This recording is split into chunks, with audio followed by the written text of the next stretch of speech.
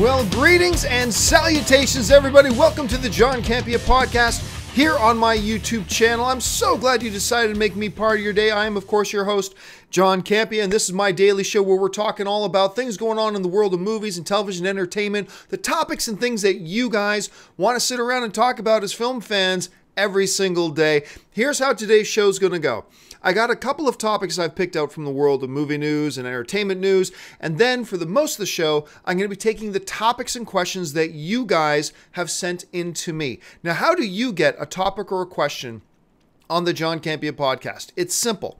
Just email me anytime at the John Campea Podcast at gmail.com. That's the John Campea Podcast at gmail.com. Send on in your question anytime. A couple of important things to keep in mind though, guys. Keep the emails to 90 words or less. If they're much longer than that, it's too much for me to read because I get like hundreds a day. Also, I wouldn't physically be able to fit it on the screen if it was much longer than that. So send on in your questions, keep it to 90 words or less, and maybe you'll see your question or topic pop up here on the show. All right, well, I went to go see Lego Ninjago last night, and the review I'm going to put up a little bit later today because I got home late. I had to do Star Wars Talk Tuesday. I didn't have time to do my review last night, but as soon as I'm done the podcast here today, I will get around to doing my Lego Ninjago review. I will say this right now, I liked the film. I liked it, but and I had my doubts about it, but I did enjoy the film. I'll go into more details in my review when it's time to put that up on there. Okay. So a special hello to all you guys who are watching live. Thanks for being here today. So let's get going with the first topic today. And the first topic today, of course, is Tomb Raider finally dropped its trailer last night. It was late because they announced 2 days ago that, hey, the trailer's coming tomorrow. And usually when a trailer comes the next day, it usually comes in the morning at some point. This one came late. It came quite later into the evening, but it did come out. Look, I liked the poster that they dropped the other day. I thought the poster, which you can see right here, I thought the poster looked pretty good. I enjoy it. I think it looks pretty good. It's good for a first poster. For a first poster, I thought it catches it pretty well. And then they also released like a 15-second teaser when they released the trailer. And I thought, you know what? This feels like a Tomb Raider movie. This feels pretty good. It certainly feels more Tomb Raider than I thought the Angelina Jolie one did. And I didn't hate the first Angelina Jolie one. I thought the first Angelina Jolie one might actually be the best comic book movie ever made, or video game movie adaptation ever made. So that came out. So finally the trailer comes. And there's a couple of really good highlights. Like, I forgot that Dominic West was in it. So that's great from The Wire. Like seeing him in that. Forgot Walton Goggins. I keep calling Walton Goggins Walter. Anyway, Walton Goggins was in it. That's always great to see. Alicia Vikander looks amazing. She looks great in the role as Lara Croft. So I think that was really good. A lot of the action sequences felt very Tomb Raider video gamey to me. So that's pretty good. I will say, though, that the trailer didn't like super impress me. I thought it was okay. I thought it was pretty solid for a first trailer. It certainly feels like a Tomb Raider franchise. It feels like visually they got things right. There are a couple of things in the trailer that made me kind of roll the eyes. Like, really, does every movie have to be about saving the world? Like, can't she just be about trying to save this precious artifact or precious treasure or whatever? Like, does everything have to be saving the world? And then, of course, that last shot was a little bit cheesy. When she's holding up the gun, she goes, "I'll take two." It's like, did you have to put that in there? Did that have to be there? So those types of things kind of subdued my enthusiasm for the trailer. But overall, I thought it was okay. I thought it was a decent first outing, a decent first trailer. Let's see where they go with it from there. One other interesting thing is that the studio released a little behind the scenes video called Becoming Lara Croft. And it's just basically them talking to Alicia Vikander and showing different clips and things like that. And they showed her working out. Girl is a beast. Like, girl is a muscular beast. I was really impressed. And hearing Walton Goggins talk about her. And Walton Goggins is like, look, I go to the gym 5 days a week and I'm insecure about taking my shirt off around her because she's just an animal. Like, she's like really ripped up for this movie. Like, because I looked at this poster here that we see. and the muscle definition and all that kind of stuff in the back and the shoulders and the arms. I thought, oh, well, a lot of that's Photoshopped. Not Photoshopped. Girl got ripped, like completely ripped for this movie. She looks amazing. So, hey, let's see what happens next. Let's see what comes out next. Again, not overly thrilled with the trailer, but I thought it was okay. And we'll just see where it kind of goes from there. But, you guys in the live chat, what did you guys think of the trailer? Finally dropped last night. Jump into the comment section and leave your thoughts there. All right, let's move on to the next topic today. And that's this. I made a video about this last night.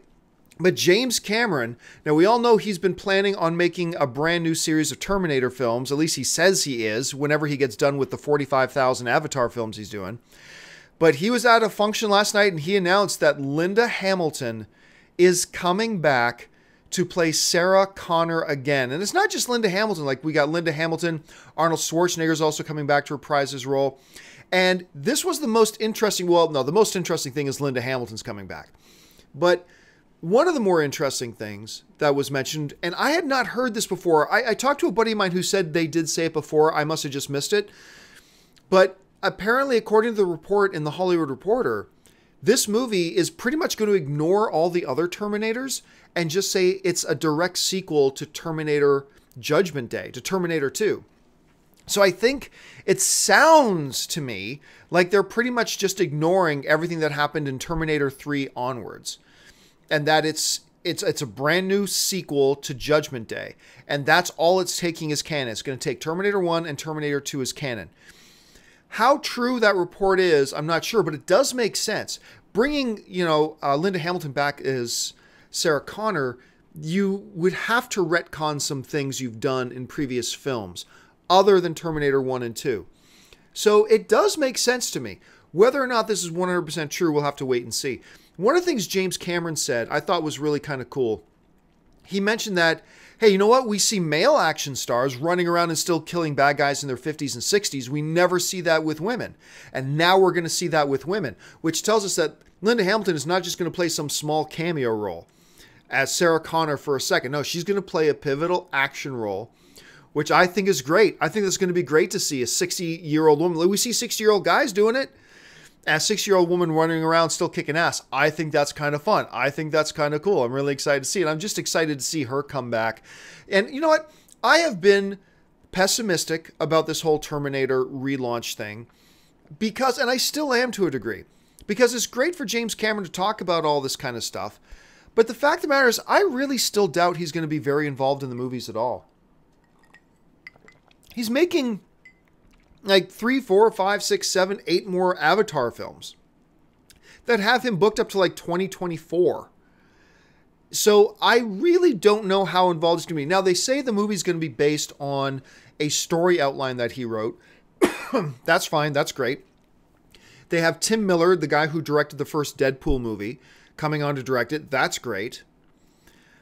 So we'll see. We'll see how much of this. We'll see how much involvement he really has. I still am very doubtful that he's going to have a lot of involvement, just because, like I said, he's just way too busy. He's got other major motion pictures he's making, so I just don't know how involved he can actually be. Still, I thought that was kind of interesting. Linda Hamilton coming back to play Sarah Connor. I think it's great. What do you guys think? Jump into the comments section below and let me know your thoughts. All right.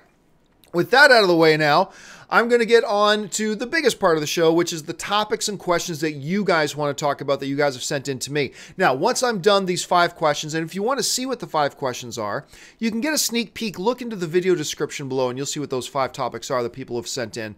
But after I'm done these 5, I'm going to save a couple of minutes. I'm going to go over to the live chat board and take some of the questions that you guys who are watching live are sending in and get caught up with you there. All right, so with that done, let's move on to the first mailed-in question today. And the first emailed question in today comes to us from Frank Mehrer, who writes, "Love the show, John." Well, thank you so much, Frank. "And I was wondering, since Spider-Man Homecoming's after-credits scene came out, everybody's expecting a Sinister Six. But my question is, why is Marvel setting that film up when they don't have the rights to set it up?" All right, thanks a lot for the question, man. And I want to be very careful here because Spider-Man Homecoming is still in theaters. It hasn't come out on home video.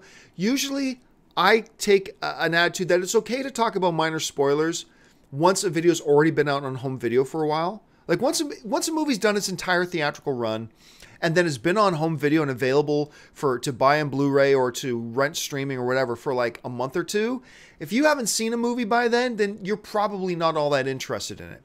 But Spider-Man Homecoming is still in theaters. #1 comic book movie at the box office this year so far, till Thor Ragnarok and Justice League come out. But so I don't want to go into details. I'm not going to, for those of you who have seen Spider-Man Homecoming, you'll know what we're talking about, but I'm not going to, expressly say certain details for those people who are watching that haven't seen Spider-Man Homecoming. So, okay, so there's the post-credit scene. We know who's in the post-credit scene.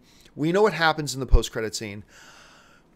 First and foremost, I don't see how that is setting up a Sinister Six. I didn't interpret that at all. And maybe you did, and that's totally cool. I'm just saying, I watched that post-credit scene, and my first thought was not, oh, they're setting up a Sinister Six movie. It's not what went through my head at all.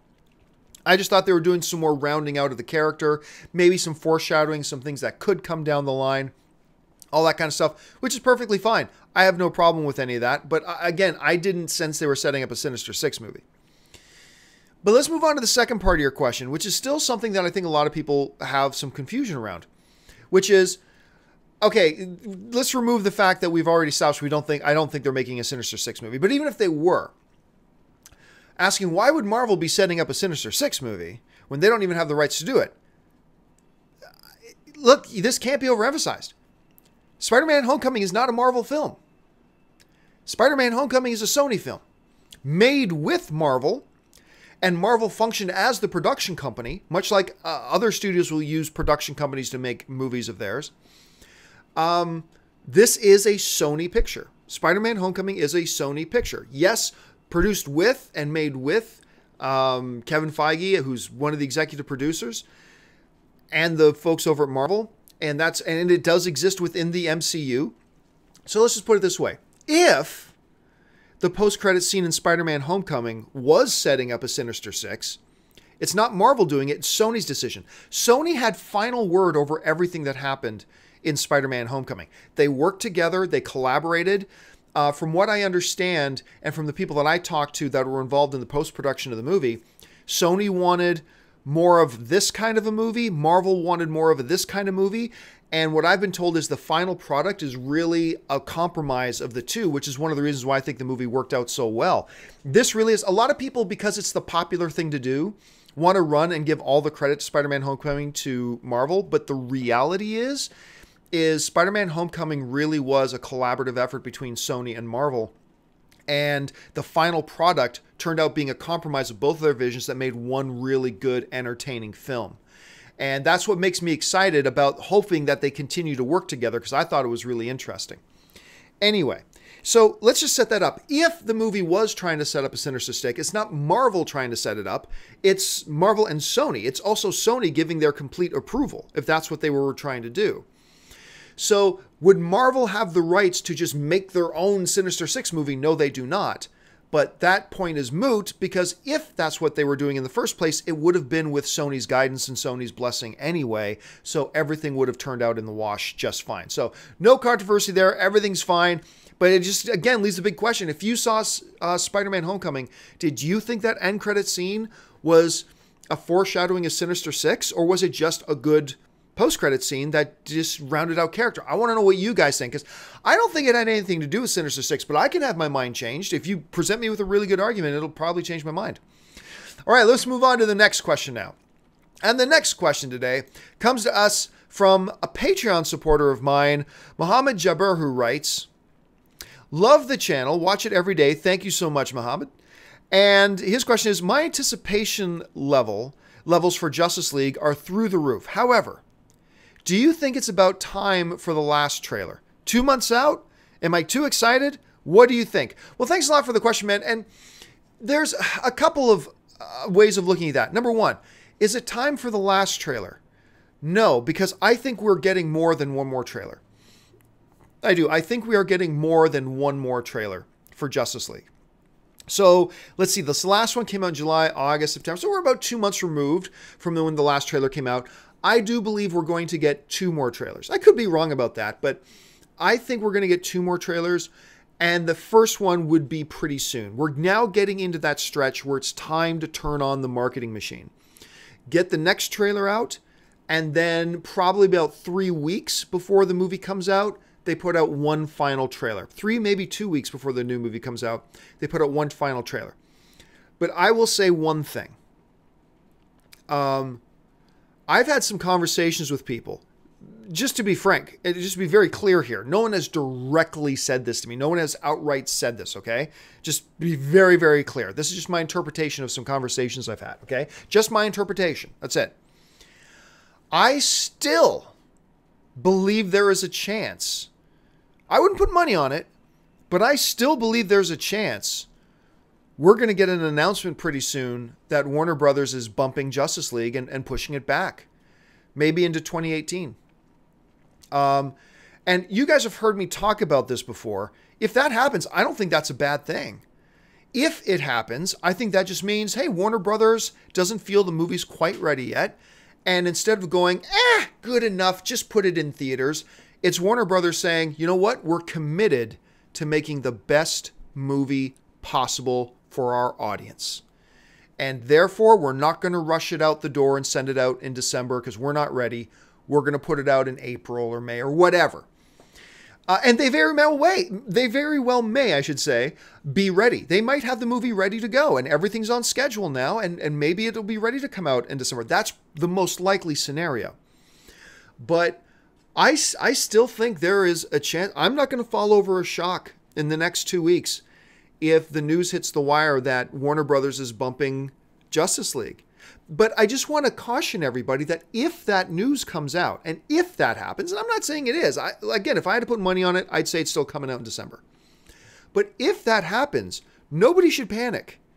I would take it as a good sign that Warner Brothers is once again exhibiting their commitment to making the best movie possible for the fans. There's no other reason to push it. Because they could just rush whatever out the door if they wanted to. If they were really committed to just keeping them 18th, that December date, they could just rush it out the door. Even if the movie's not ready, they could. And the movie might be ready. But if they push it, that means it's probably not quite ready and that they're 100% committed to making the best movie possible. So if that news comes out that Justice League is getting bumped, do not panic.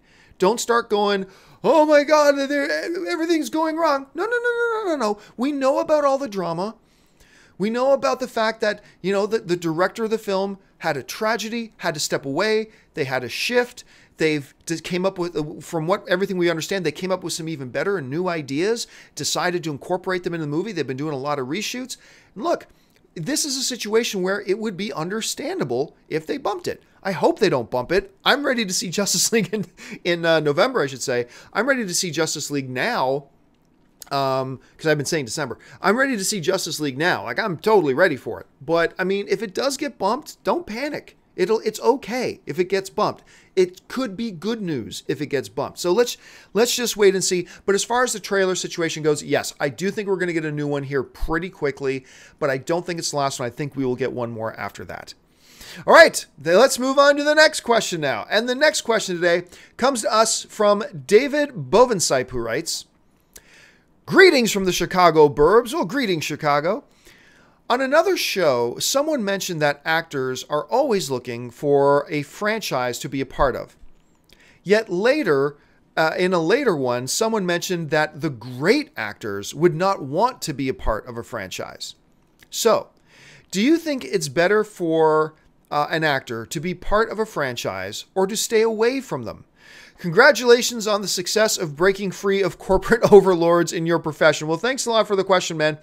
And this is something that I hear get brought up every once in a while. Ever since, the fact that you've got DC and you've got Marvel and Universal now as well, that have their cinematic universes, have their franchises, and they're now in the habit that if they want to sign an actor, if they're signing up an actor to be in their franchise, to be in their films, they want to sign those actors to multi-film deals, to big multi-film deals, which is totally understandable. We all know why, because you don't want to go through the headache every time you're trying to put out a new movie that you're, kind of being held proverbially captive by an actor wanting to renegotiate their deal every single time.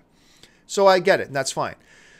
So this whole question, this whole statement and sentiment, though, about a real actor wouldn't want to be a part of a franchise. Really? As far as I checked, look, I had a great sit-down conversation about 2 years ago with Michael Douglas, who is definitely from a line of Hollywood royalty. He's an Academy Award winner. He is, one of the iconic Hollywood figures is Michael Douglas, along with his dad, Kirk Douglas. But I sat down with Michael Douglas and, just such refreshing honesty. And he said, because I was talking to him about, what appeals to him about certain movies. And he goes, oh, look, first and foremost, this is my job.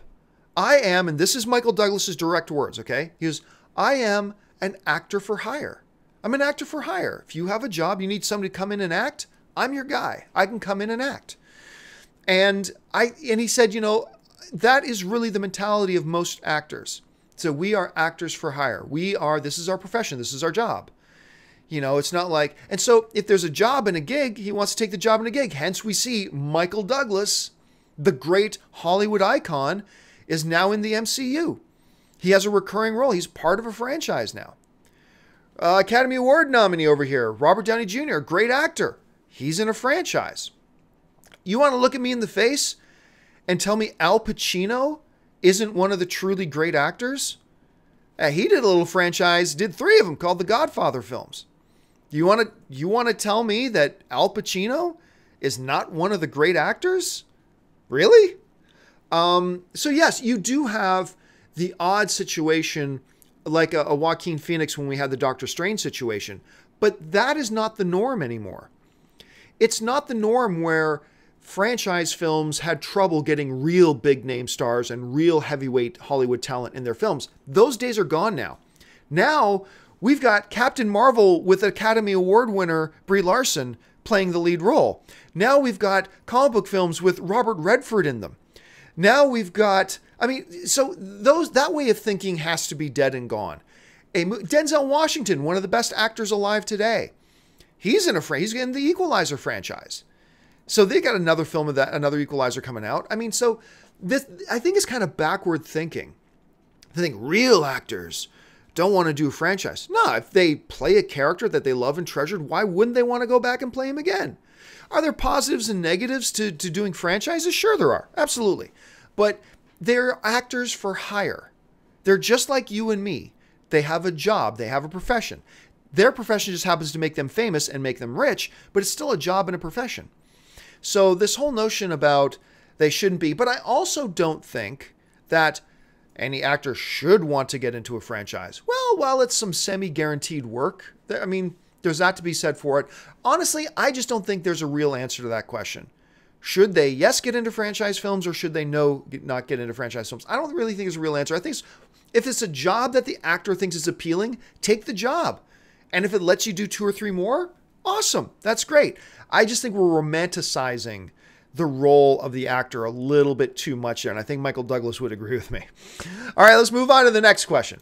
And the next question today comes to us from Robbie D. And Robbie D writes, hey, John, love the show and you're one of my idols. Well, thank you very much, Robbie, but I suggest you get a different idol. I will let you down.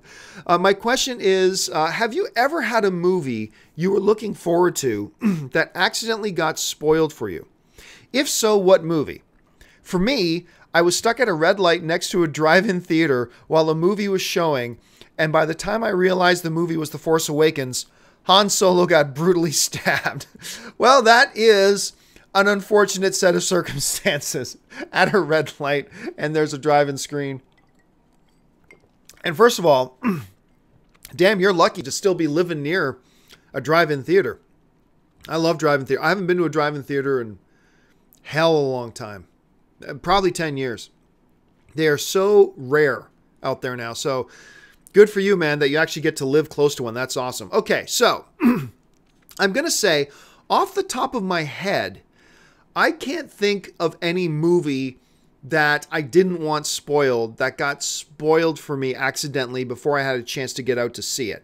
I can't think of one off the top of my head. However, I can think of a TV show that got spoiled for me. One of my top 3 all-time favorite television shows And my top 3 all-time favorite television shows are Battlestar Galactica, the Ronald Moore one, Spartacus, and Sons of Anarchy. Sons of Anarchy. So one day, a new episode of Sons of Anarchy comes on, and I believe I had a screening that night, so I didn't see it. A little bit later, I'm just scrolling through my Twitter, and so writes, "Oh my God, R.I.P. character name."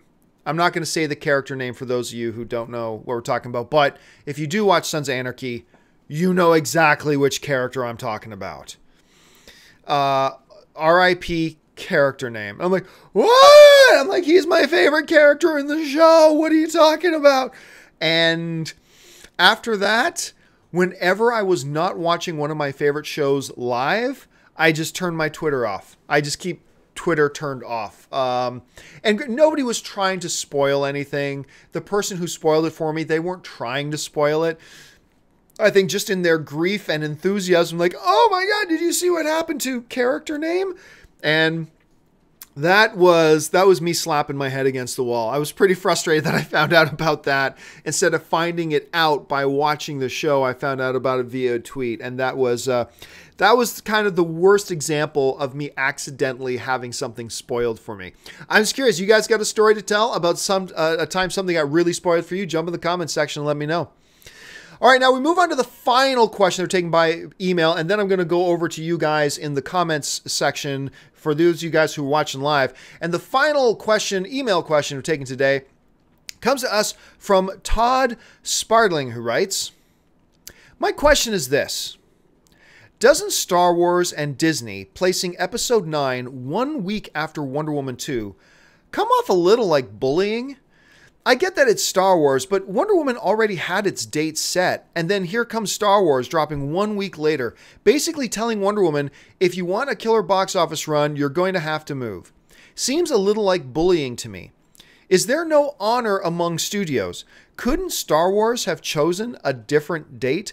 All right, well, thanks a lot for the question, Todd. And I wanted to bring up one thing here quickly. Let me see if I can get this on screen. I wanted to pull up, because I found this killer. When I was trying to make a thumbnail for the show, I was trying to look for a killer graphic. And this graphic of the crying Wonder Woman that you see here in the bottom part there with Luke Skywalker, I stumbled across this great photo series online by this photographer named Suzanne Middleberg. Suzanne Middleberg.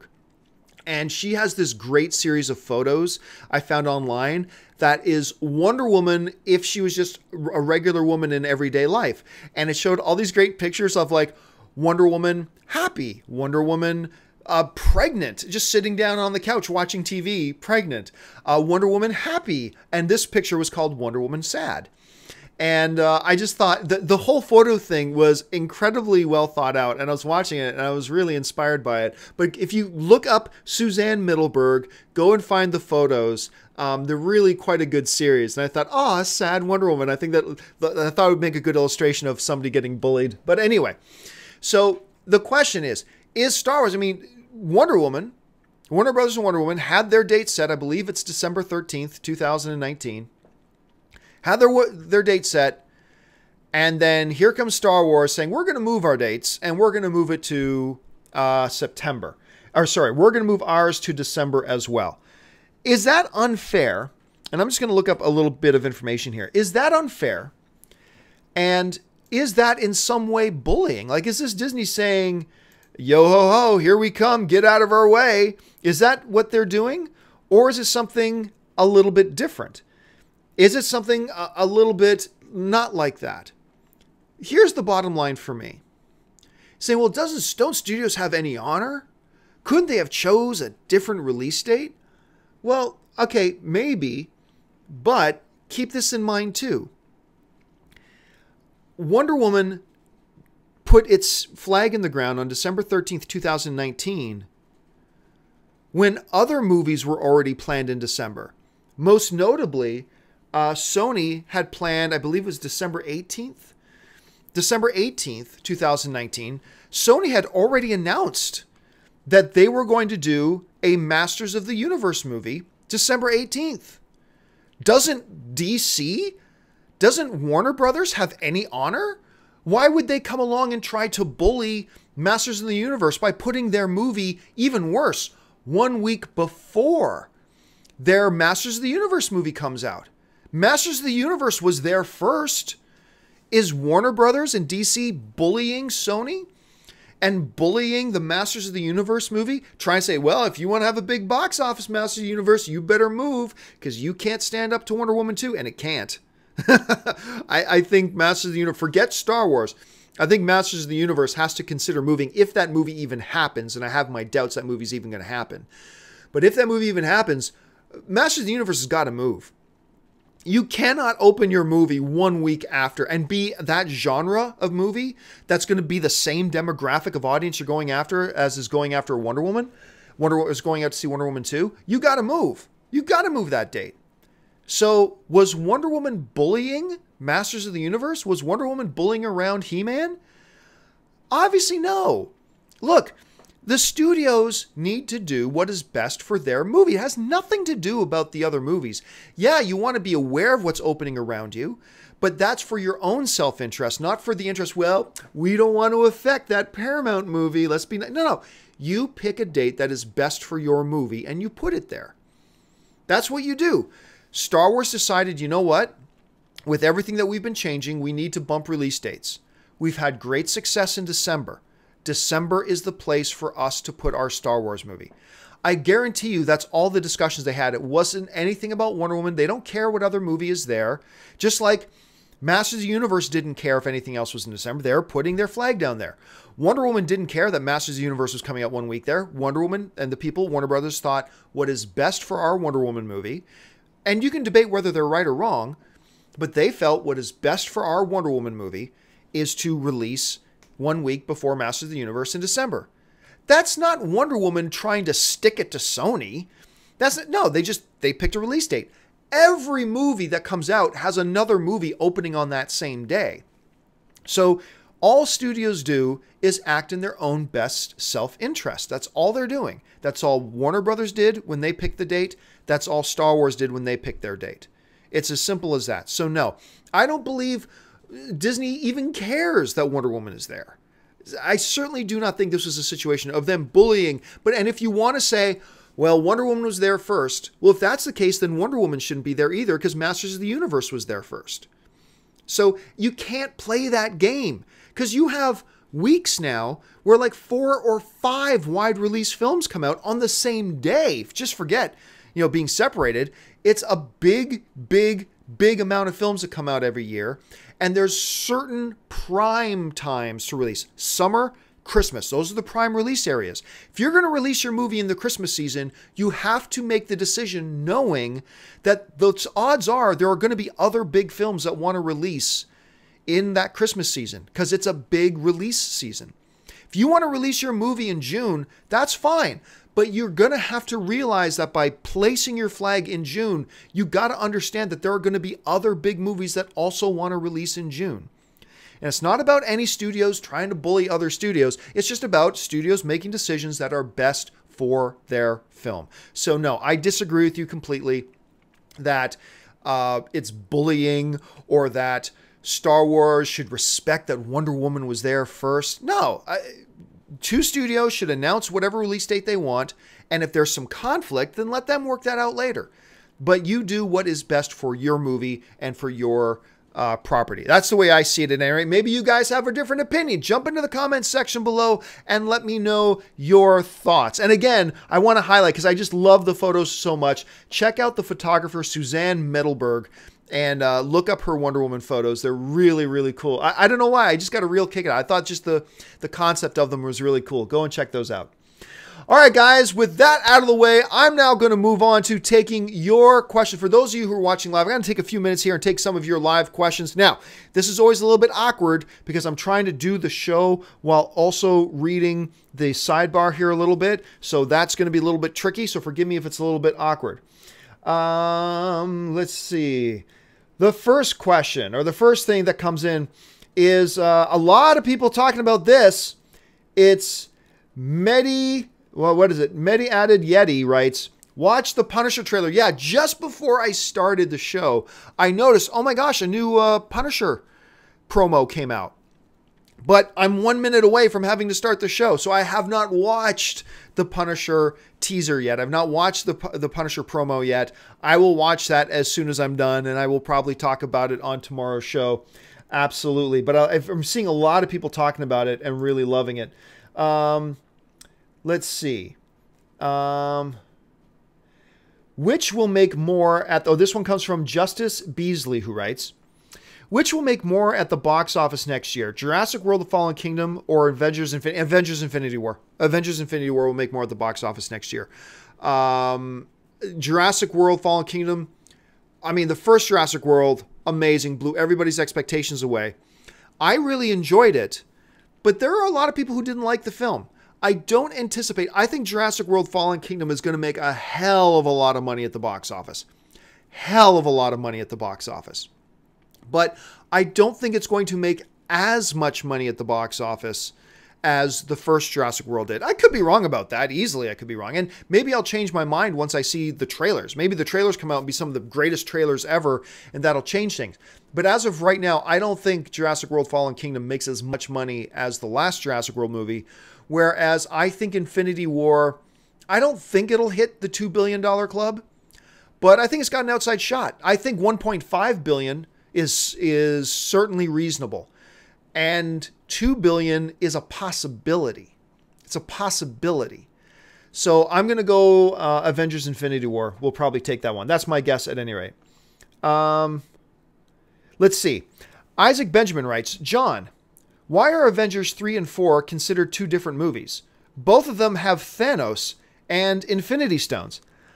Well, Isaac Benjamin has said that in.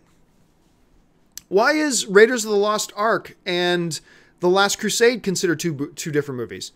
Both of them have Sala, and both of them have Indy, and both of them have Indy with his hat and his whip. And well, yeah, but they're still two different movies. They're still two separate movies. Part of the same franchise, yes. Part of the same overall arcing MCU story, yes, but they're two different movies. This isn't like Avengers 3 and 4 is not like the last Harry Potter film, which is broken into two parts, because one came right after the other. We've got Avengers Infinity War, or Avengers 3, if you will, and then a bunch of years, a couple of other MCU movies in between, and then Avengers 4. So, I mean, look, Loki is in the first Avengers, and I mean, he's in another Thor movie. And are they the same movie? No, they're still different movies. They're completely different movies. Yes, they have a couple similar things. I mean, both of them will have Iron Man. Does that mean they're the same movie? No, they're completely different movies. They are two separate movies. And I remember when they first announced that there was going to be Avengers 3 and 4, and a bunch of people saying, oh, they're splitting the next Avengers in two. And I kept trying to tell people, no, they're not. They were always planning for two movies. They were always planning for two movies that will be separated by other movies. This is not them taking Avengers 3 and splitting it in two, any more than, Empire Strikes Back and Return of the Jedi was not Empire Strikes Back split in two. All right? The original trilogy's second and third films was not Empire Strikes Back being split in two. They were two separate movies. Avengers 3 and 4 were always planned as two separate movies. Yes, there's a similar villain, apparently, in Thanos. Yes, the Infinity Stones are there, but the Infinity Stones have been in almost every MCU movie up to this point, practically. So, they're two separate movies. They're two separate movies. Let's see. Voyo Mofo writes, John, why do you support Warner Brothers always? Are you an undercover agent for Warner Brothers? This just goes back to the funny. Look, I don't even try to win anymore because there is no winning. Half of the internet believes I am on Warner Brothers payroll and that I get paid off by Warner Brothers and that I'm some kind of blind Warner Brothers fanboy. The other half of the internet seems to think I hate Warner Brothers. I'm always bashing Warner Brothers and I'm a DC hater. So I can't win. I'm either on Warner Brothers payroll or I'm a DC basher. I'm just a film fan who calls it like I see it. I'm always honest. I think if they move Justice League, I think it's a good move. And I think it means good things. I do. So I'm going to be honest about that. I don't care if you like my opinion or not. I'm going to say my opinion. Whether you like my opinion or not is your business. That's none of my business. Your thoughts, what you think of my opinion is none of my business. That's you. It's totally you. So I can't worry about that. All I can worry about is telling you what I honestly think and what I honestly know. That's it. And then you don't have to agree with me. You don't have to disagree with me. The idea is just for me to give my opinion, and then hopefully me giving my opinion helps you sharpen what your opinion is, whether it's on the same side as mine or whether it's against mine. It doesn't matter, just as long as me presenting my opinion helps you sharpen yours. So no, I am not on Warner Brothers payroll. I am not on the take from Warner Brothers. I just honestly believe that they're doing some good things, and if they happen to move the movie, I think it's for the best. That's all I'm saying. Nothing else more than that. But thanks a lot for the question. Let's see here. Where is it? Jason O'Connor writes, will a new Nightmare on Elm Street come sooner because of the It success? I don't see what It has to do with Nightmare on Elm Street. That one comes from Jason O'Connor. I don't see where you're drawing the lines. Are they both in the same genre? Yeah, they're both horror movies. One has had 8 or 9 movies. One was a TV miniseries in the 80s. I don't see what the similarity... I don't see why its success or failure would help or hurt the possibility of another Nightmare on Elm Street movie. I don't see the connection whatsoever. So just my opinion, man. Just my opinion. Let's see. Alan Timothy writes, should Skarsgård be Joker? I answered that question already. No. I mean... Just because a guy dressed up as a clown in one movie does not mean he should be the Joker. Okay. Just because one actor has a shaved head does not mean he should be Lex Luthor. Let's see. Oh, okay. This is interesting. Okay. Clever Name. I'll end on this one. This is important. Thank you for bringing this up, Clever Name. Clever Name writes, hey, John, did you decide not to post that video about some info you had on It Chapter 2? Okay. I'm going to tell you guys what that was. Okay. And then I'll explain why I didn't post it. All right, here it is. All right. And then you'll understand why I didn't post it. I had been hearing some rumblings that It Part 2, because remember, even in the miniseries, It is one book, but the miniseries split it into 2 clearly distinct chapters. One when the Losers Clubs were kids, and one is when the Loser Clubs are adults. So it's a very natural split, right? So the first It movie was going to cover the first half. The second It movie was going to cover the second half.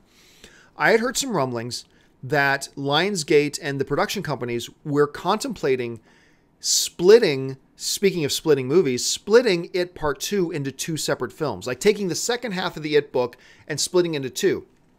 Now, for me, I thought that made sense because it's not like The Hobbit, which is a 300-page book that got split into 3 movies. It is like over 1,000 pages long. So that means just the second half of it is over 500 pages long. You can easily make 2 movies out of a 500-page source material. Okay, you can do that. That's easy. Lionsgate has a history, and their subcompany Summit has a history of taking the final book or the final chapter of a movie series and splitting into 2. They did it with Twilight, and they did it with Hunger Games. Where in both of those situations, they took the final chapter, split it into 2. They've done it before. It made sense that they would do it again for It, especially considering how successful it was. And I had heard from a couple of people that that is what was being discussed. Now, I wanted to know for sure if that's what was happening before I made my video. And I thought I got enough information, but I wanted 1 or 2 more pieces of information before making that video, right? So I said, I'm going to make this video soon. Get ready. However, then I spoke to somebody who is very authoritative in as far as It. As far as It goes, I spoke to somebody who is very much on the inside and very much in the know about what's going on with It. And I was told that that information is incorrect, that they are not looking at splitting It into 2 separate films. So the video I was going to make was about, hey guys, I'm hearing that it's going to be split into 2 films. So it is actually going to be a trilogy and yada, yada, yada, yada, yada. But I wanted to just triple make sure about that. And then I found out from the most reliable source that I had that that is not the case. So It 2 is just going to be It 2. I mean, who knows? They may make, I mean, look, there's a lot of other things they can do. It's a hit series. They may want to make into a franchise. They can go beyond the book. They can make some stuff that happens before the book. There's a lot of things they can do. But as far as the proper It 2, they're not going to split it in half like I originally kind of heard they might, but they're not. So that's what I was going to make a video about, and that's why I ultimately did not make a video about it. So thank you a lot for the question. All right, guys, thanks a lot for joining me today on the John Campea Podcast. Remember, share this video around, click the thumbs up button, leave a comment. All those types of things help me here on the channel. Make sure you click that subscribe button, become a subscriber to my YouTube channel, and make sure you're following me on social media, on Facebook and on Twitter, simply at John Campea. That will do it for me for today, guys. Thank you so much for joining me, and until the next video, bye-bye.